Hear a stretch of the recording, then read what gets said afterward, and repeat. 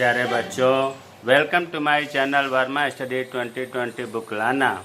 मैं UP board के class 11 के छात्र छात्राओं के लिए ज्योग्राफी सब्जेक्ट को हिंदी माध्यम से मैं फुल कोर्स कराऊंगा।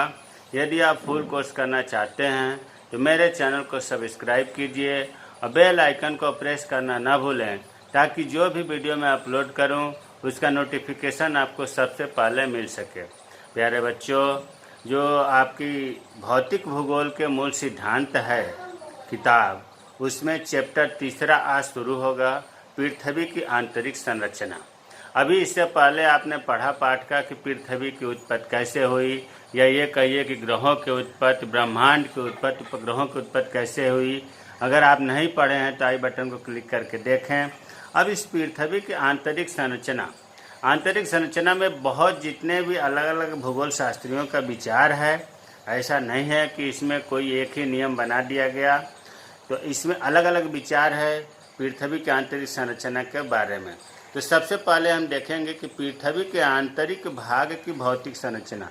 आंतरिक संरचना का मतलब हुआ कि जिस पृथ्वी पर हम लोग हैं, जिस पर हम लोग खेती करते हैं, रहते हैं, सोते हैं, बैठते हैं, मकान बनाते हैं, उसको हम कहते हैं भूपटल या भूपर्पट्टी, अंग्रेजी में कहते हैं क्रस्ट। तो उससे नीचे की बात हो रही है कि भूपटल से नीचे क्या स्थिति है। देखिए, मनुष्य अंदर नहीं जा पाएगा क्योंकि अंदर का टेम्परेचर ज़्यादा है। 32 मीटर जब हम नीचे जाते हैं, या खुदाई करते हुए जब हम 32 मीटर नीचे जाएंगे तो 1 डिग्री सेंटीग्रेड टेम्परेचर बढ़ जाता है। इस वजह से अंदर बहुत ही तापक्रम है। इस वजह से अंदर जाना संभव नहीं है। कल्पनाओं के आधार पर, तर्कों के आधार पर, पृथ्वी के ऊपर घटित होने वाली घटनाओं के आधार पर आंतरिक भाग के बारे में विभिन्न प्रकार के भूगोल शास्त्रियों ने बताया है। कुछ तो बताए हैं कि पृथ्वी का जो आंतरिक भाग है द्रव अवस्था में है, लिक्विड अवस्था में है और गर्म है। फिर एक बार यहाँ बता दे रहा हूँ कि अलग अलग भूगोल शास्त्रियों के अलग अलग विचार हैं। कुछ का विचार है कि जो पृथ्वी का आंतरिक भाग है वो द्रव अवस्था में है और वो द्रव गर्म है। वो कैसे सिद्ध करते हैं, कैसे बताते हैं कि द्रव अवस्था में है। देखिए, उन्होंने बताया, उन वैज्ञानिकों ने, कि जब ज्वालामुखी की उत्पत्ति होती है, उद्गार होता है, तो जो अंदर से लावा निकलता है वो बहुत गर्म होता है। इस बात का प्रमाण है कि अंदर गर्म है पृथ्वी, तभी तो गर्म निकलता है और लिक्विड अवस्था में निकलता है, जिसे हम मैग्मा कहते हैं। बाहर आकर ठंडा होने पर लावा बन जाता है। तो वैज्ञानिकों ने ये कहा कि अगर पृथ्वी अंदर द्रव अवस्था में गर्म नहीं होती तो ज्वालामुखी में गर्म पदार्थ द्रव कहाँ से निकलता। दूसरा ये है, उन्होंने ये सिद्ध किया कि 32 मीटर की गहराई पर जब हम खनन की खुदाई करते हैं तो 32 मीटर की गहराई पर 1 डिग्री सेंटीग्रेड टेम्परेचर बढ़ जाता है। और सोचो कि 32 डिग्री सेंटीग्रेड टेम्परेचर बढ़ जाएगा, 32 मीटर नीचे जाने पर 1 डिग्री सेंटीग्रेड टेम्परेचर बढ़ जाएगा, तो अंदर तापक्रम ज़्यादा होगा। जैसे जैसे बढ़ते जाएंगे टेम्परेचर बढ़ता जाएगा, और अधिक टेम्परेचर से क्या होता है, कोई भी चीज़ पिघल जाती है। अर्थात पृथ्वी के अंदर की जो आंतरिक पदार्थ है वो पिघले हुए हैं। और उन्होंने ये बताया कि कहीं कहीं पर भूगर्भ, पृथ्वी के अंदर से पहाड़ों पर अनेक स्थानों पर गर्म पानी के स्रोत निकलते हैं। ज़मीन से जहां अपने आप पानी निकलता है, कुछ स्थानों पर, जैसे बिहार में राजगिरी एक पहाड़ है, वहां पर गर्म पानी निकलता है। तो वैज्ञानिकों ने कहा कि इन तीनों बातों से ये निष्कर्ष निकला कि पृथ्वी अंदर द्रव अवस्था में है, पृथ्वी का आंतरिक भाग, और वो गर्म है। लेकिन इस पर भी कुछ वैज्ञानिकों ने टीका टिप्पणी किया कि नहीं, ये 100% सही नहीं है। कुछ वैज्ञानिकों ने, कुछ भूगोल शास्त्रियों ने ये बताया कि नहीं, पृथ्वी का आंतरिक भाग ठोस है, सॉलिड है। अब वो सॉलिड या ठोस होने के लिए उन्होंने क्या अपनी बात रखी, कैसे रखी। पहली बात तो ये रखी कि भूकंप की तरंगें भूगर्भ में अंदर इस प्रकार जाती हैं जैसे कि ठोस भाग में जाया करती हैं। देखिए, भूकंप का निर्माण तरंगों से होता है और तरंगे कई तरह की होती है। उसमें कुछ तरंगे ऐसी होती हैं जो केवल ठोस अवस्था में चलती हैं। तो प्यारे बच्चों, यहाँ ये हम बताना चाह रहे हैं कि वो जो किरणें हैं, वो तरंगे हैं या लहरें हैं भूकंप की, वो अंदर पृथ्वी के अंदर वैसे जाती हैं जैसे ठोस भाग में जाती हैं। इसलिए इस बात की सिद्ध होती है कि पृथ्वी अंदर से द्रव नहीं है, ठोस है। अगर ठोस न होती तो वो ठोस वाली तरंगे कैसे आर पार जाती। सोचने की बात है कि अगर अंदर ठोस नहीं होती तो भूकंप की तरंगे जो ठोस में जाती है वो आर पार कैसे जाती। इसलिए सिद्ध होता है कि ठोस अंदर है। दूसरा, उन्होंने ये बताया कि यदि पृथ्वी का आंतरिक भाग पिघली दशा में होता है, द्रव अवस्था में होता है, तो ज्वार भाटा के आकर्षण शक्ति से उस द्रव भाग में गति होनी चाहिए थी और उस गति के फलस्वरूप पृथ्वी के ऊपरी भाग में नियमित समय के अंतर से हलचलें तथा उथल पुथल होनी चाहिए थी, परंतु ऐसा नहीं होता। इनका कहना था, जो ठोस के पक्ष में थे, कि देखिए ज्वार भाटा क्यों आता है। ज्वार भाटा जो है पृथ्वी सूर्य चंद्रमा की आकर्षण शक्ति के कारण आता है और ऊपर का पानी जो है काफ़ी ज्वार का मतलब पानी बढ़ने लगता है। तो जब नीचे भी पानी होगा, नीचे लिक्विड होगा, द्रव होगा पृथ्वी के अंदर, तो ज्वार भाटा के आकर्षण शक्ति से वो भी तो प्रभावित होगा। ज्वार भाटा 24 घंटे में 2 बार आता है आकर्षण शक्ति के कारण। तो जो पृथ्वी के अंदर अगर द्रव अवस्था में होता तो ये भी 2 बार में उथल पुथल कुछ तो पृथ्वी पर प्रभाव पड़ता उसका ऊपरी परत पर, लेकिन ऐसा नहीं होता है। तो इसका मतलब यह है कि पृथ्वी अंदर से द्रव नहीं है। तीसरा, उन्होंने ये बताया कि भूगर्भ का आंतरिक केंद्रीय भाग अत्यधिक दबाव के कारण ठोस ही होना चाहिए। देखिए, आंतरिक केंद्रीय भाग मतलब ऊपर से नीचे की तरफ जब ज़्यादा दबाव पड़ता है, तो किसी चीज़ को जब हम ज़्यादा दबाते हैं तो उसका जो द्रवणांक है, मेल्टिंग पॉइंट है, वो बढ़ जाता है और द्रवणांक के कारण वो चीज़ ठोस हो जाती है। आप ऐसे समझ लें कि अंदर जो है आंतरिक केंद्रीय भाग जो है अत्यधिक दबाव के कारण ठोस मतलब गारंटी तो नहीं, ठोस होना चाहिए। अत्यधिक दबाव के कारण ठोस होता है तो पृथ्वी भी होगी। ये भूगोल शास्त्रियों ने ये बताया कि इस वजह से पृथ्वी ठोस है। कुछ ने ये बताया कि नहीं, पृथ्वी का आंतरिक भाग ठोस एवं द्रव दोनों है। अब उन्होंने कैसे सिद्ध किया, तो उन्होंने ये सिद्ध किया कि पृथ्वी का अंदर का जो केंद्रीय भाग है दबाव के कारण, प्रेशर के कारण ठोस अवस्था में, जैसे अभी हमने ऊपर भी पढ़ा कि केंद्रीय भाग अत्यधिक दबाव के कारण ठोस होता है। और दूसरा, उन्होंने ये बताया कि पृथ्वी की ऊपरी परत जो है वो भी ठंडी होने के कारण ठोस है, लेकिन ऊपरी परत ठोस है और केंद्रीय भाग अंदर का ठोस है। अंदर का केंद्रीय भाग और ऊपर का भूपटल के बीच में जो भाग है वो द्रव रूप में है। और यही कारण है कि जब ज्वालामुखी का उद्गार होता है तो द्रव अवस्था में उसके मैग्मा बाहर निकलते हैं। तो कुछ भूगोल शास्त्रियों का कहना है कि पृथ्वी का आंतरिक भाग केवल द्रव नहीं है, केवल ठोस नहीं है, बल्कि ठोस और द्रव दोनों में है। लेकिन इस बात को भी लोगों ने काटा, कहा कि ऐसा नहीं है, भूगर्भ गैसीय रूप में है। मतलब पृथ्वी का आंतरिक भाग जो है वो गैस के रूप में है। यह भी सही नहीं माना गया, क्योंकि ये माना गया कि अगर पृथ्वी का आंतरिक भाग गैस होगा तो आंतरिक भाग में हर समय गतियाँ हलचलें होती रहती। गैस तो शांति से रहने वाली चीज़ है नहीं। बेचैनी पृथ्वी के भूपटल पर कहीं न कहीं कंपन होता रहता, हिलता डुलता रहता, लेकिन भूगर्भ में ऐसा कोई हलचलें, ऐसी गति होती नहीं है, स्थायित्व गुण पाया जाता है। इसका मतलब कि पृथ्वी के आंतरिक भाग में गैस नहीं है। लेकिन ऊपर जितने भी विचार दिए गए हैं प्यारे बच्चों, इसमें सबसे ज़्यादा अधिक विचार इसमें ठोस के पक्ष में है कि पृथ्वी का आंतरिक भाग ठोस के पक्ष में ज़्यादा वैज्ञानिकों का विचार है। अब आते हैं कि जब इतना अंदर टेम्परेचर ज़्यादा है, एक चीज़ हम यहाँ बता दूँ कि देखिए जो पृथ्वी है, पृथ्वी इसका ये केंद्र बिंदु हो गया। केंद्र बिंदु से यहाँ किनारे तक, जिसको हम त्रिज्या कहते हैं, आर त्रिज्या का ही डबल कर देंगे तो व्यास मिल जाएगा इस पार से उस पार। तो जो पृथ्वी की त्रिज्या है वो 6370 किलोमीटर है।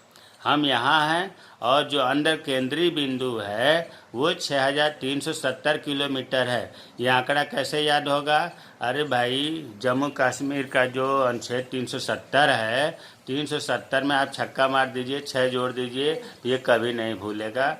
जम्मू कश्मीर का जो संबंध 370 से है उसमें आप छक्का जोड़ दीजिए तो 6370 है। ये बहुत महत्वपूर्ण क्वेश्चन है, खूब पूछा जाता है। तो हम ये बताना चाहते हैं कि 32 मीटर नीचे जाने पर, अंदर जाने पर 1 डिग्री सेंटीग्रेड टेम्परेचर बढ़ जाता है। तो 6370 किलोमीटर तक जाना कहाँ संभव है? और इसके बाद भी हमारे भूगोल शास्त्रियों ने ये भी बता दिया कि पृथ्वी के आंतरिक भाग जो है वो कई परतों में बटा हुआ है। उन परतों की क्या विशेषता है, उन परतों में क्या क्या ज़्यादा पाया जाता है, जबकि वहाँ पहुँचना संभव नहीं है। कोई आज तक ऐसी एक्सरे उपलब्ध नहीं हो पाया जो यहाँ से खींच लेने पर अंदर की पूरा स्ट्रक्चर बता दे, है ना।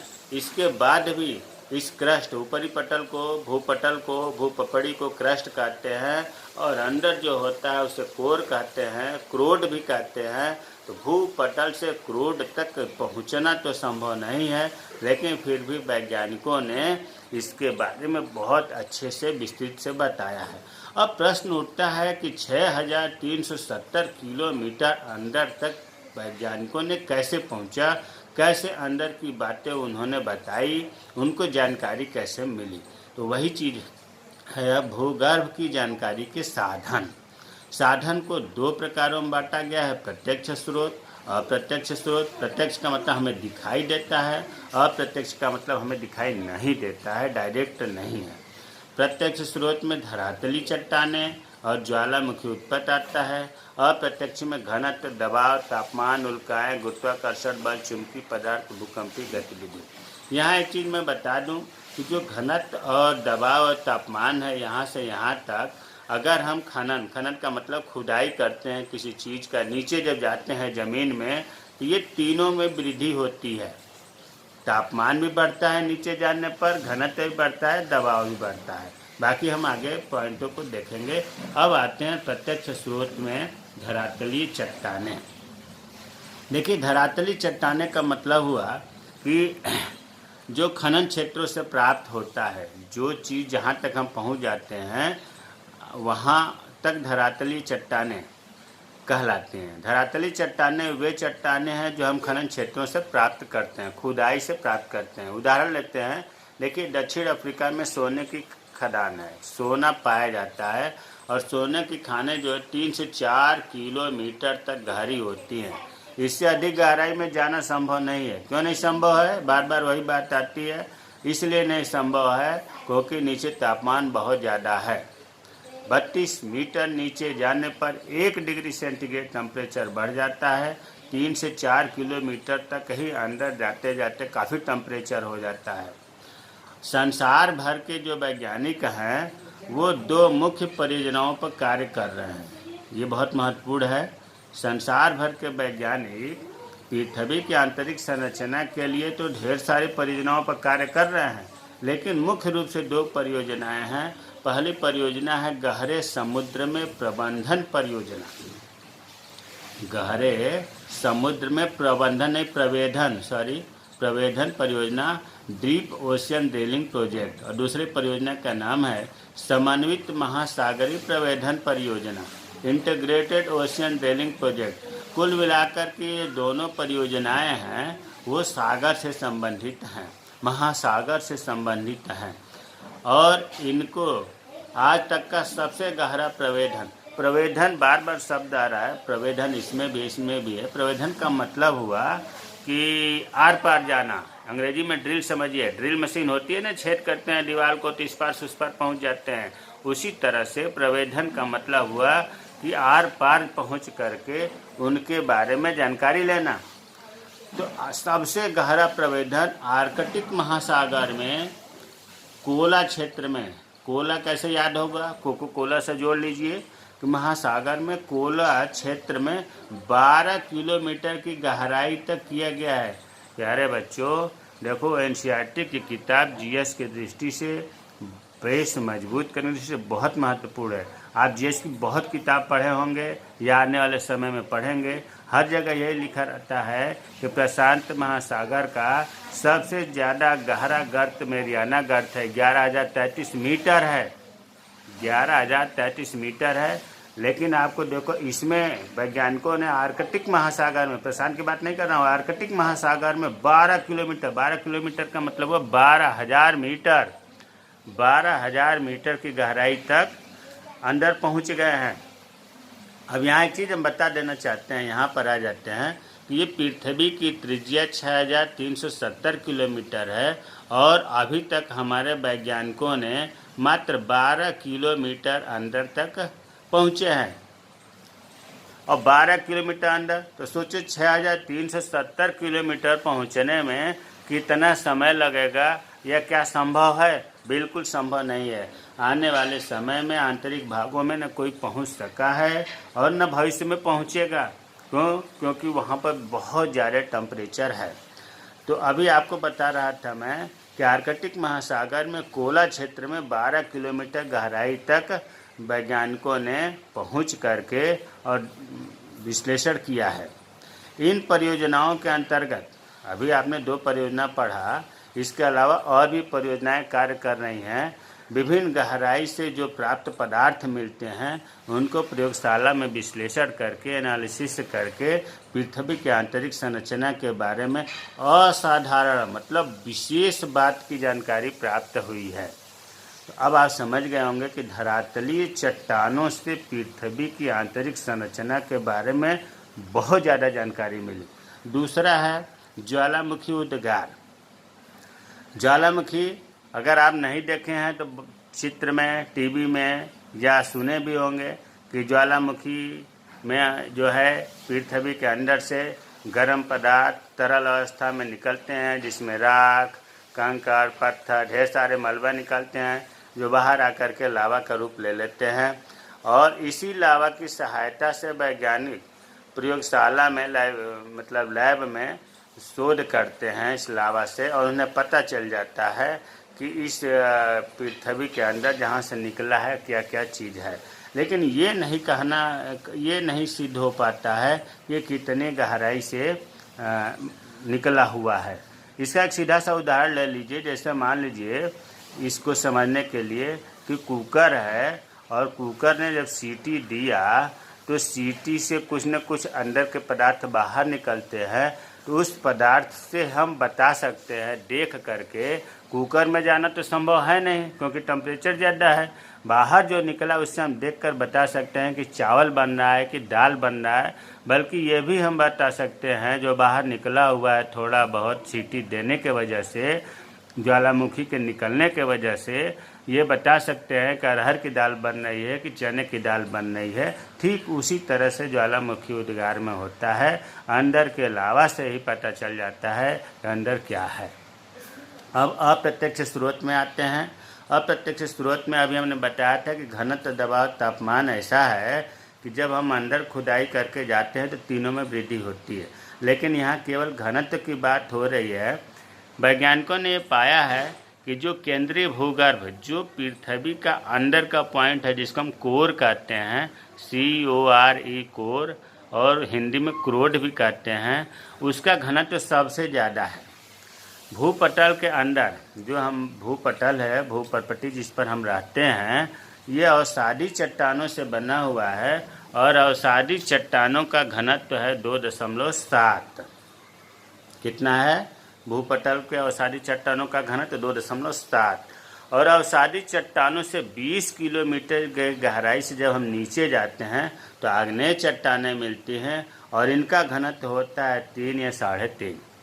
उसके बाद पृथ्वी की जो केंद्रीय पिंड है, जिसको हम बार बार कहते हैं कि कोर है, उसका घनत्व सबसे ज़्यादा 11 है।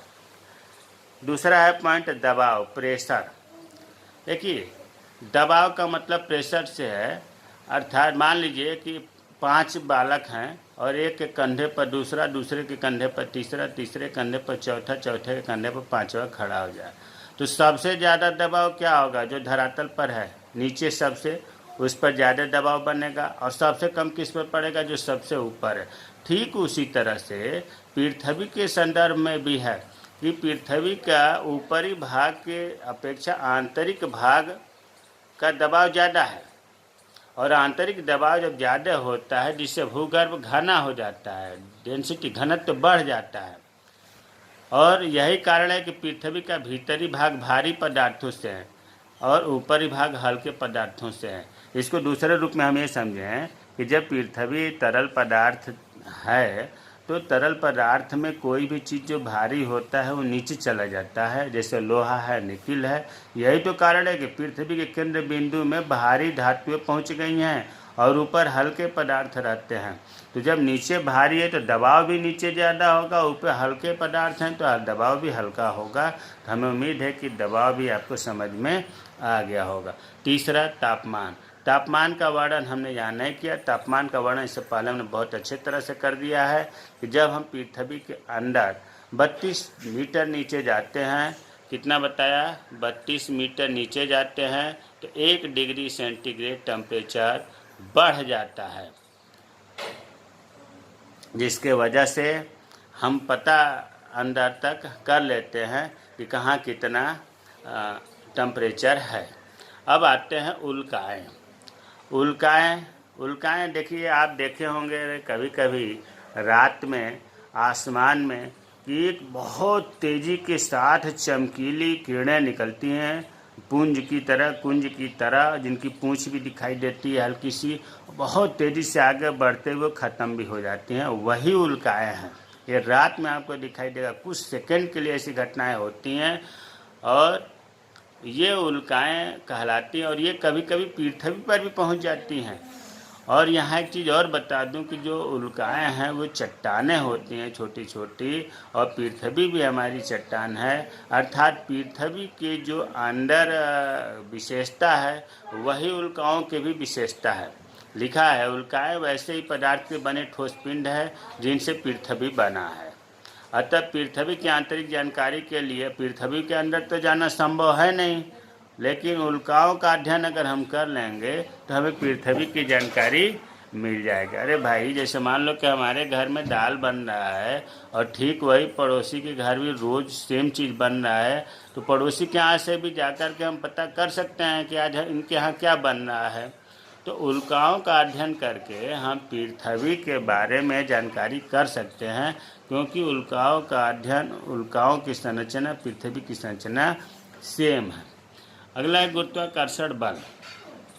पृथ्वी के केंद्र से, इसके लिए एक हम छोटे से समझते हैं। देखो, पृथ्वी कुछ चपटी है, यहाँ बीच में केंद्र बिंदु है जिसे कोर कहते हैं, ये नॉर्थ है, साउथ है। अब जो उत्तरी ध्रुव और दक्षिणी ध्रुव वो पास में है और जो भूमध्य रेखा है वो दूर है। तो निश्चित रूप से जो उत्तरी ध्रुव दक्षिणी ध्रुव है वहाँ पर गुरुत्वाकर्षण बल ज़्यादा काम करेगा अपेक्षा भूमध्य रेखा के अपेक्षा, क्योंकि भूमध्य रेखा दूर है।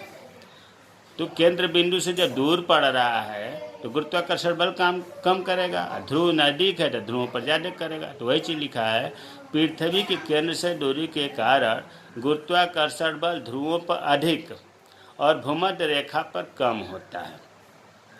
एक कारण तो ये हो गया गुरुत्वाकर्षण। दूसरा कारण यह कि जो पृथ्वी के भीतर पदार्थ होते हैं वो सब जगह एक ही चीज़ नहीं होते हैं, अलग अलग होते हैं। इन असमान पदार्थों का जो वितरण है इसके वजह से भी गुरुत्वाकर्षण में भिन्नता होती है। भाई, कहीं पर अगर लोहा और निकिल है तो गुरुत्वाकर्षण ज़्यादा होगा, कहीं पर लोहा निकिल नहीं है तो गुरुत्वाकर्षण कम होगा। तो पदार्थों का असमान वितरण के कारण भी गुरुत्वाकर्षण में भिन्नता होती है। इस भिन्नता को ही गुरुत्व विसंगति, ग्रेविटी एनोमली कहा जाता है। अगला है चुंबकीय पदार्थ। भाई, चुंबकीय सर्वेक्षण से भू प्रॉपर्टी में चुंबकीय पदार्थ की भी जानकारी मिलती है कि जहाँ निकिल है, फिर लोहा है, वहाँ पर चुंबकीय गुण भी मिलता है, ध्रुवों पर मिलता है। तो चुंबकीय पदार्थ से भी पृथ्वी की आंतरिक संरचना के बारे में जानकारी मिलती है। भूकंपी गतिविधियाँ, भूकंप की जो तरंगें होती है उनसे भी पता चलता है कि पृथ्वी की आंतरिक संरचना क्या है। वैसे भी हम भूकंप के बारे में, ज्वालामुखी के बारे में आगे विस्तृत से पढ़ेंगे। तो प्यारे बच्चों, हमें उम्मीद है कि पृथ्वी की आंतरिक संरचना में आज का वीडियो आप लोगों को पसंद आएगा। इसमें कोई भी ऐसी चीज़ नहीं है जो कि रटा जाए। इसको कहानी के माध्यम से, एक सीक्वेंस के माध्यम से मैं बताने का प्रयास किया हूँ ताकि आपको आसानी से समझ में आ जाए। अगर कोई चीज़ नहीं समझ में आता है तो आप कमेंट बॉक्स में कमेंट करें, मैं रिप्लाई करूँगा। जय हिंद, जय भारत।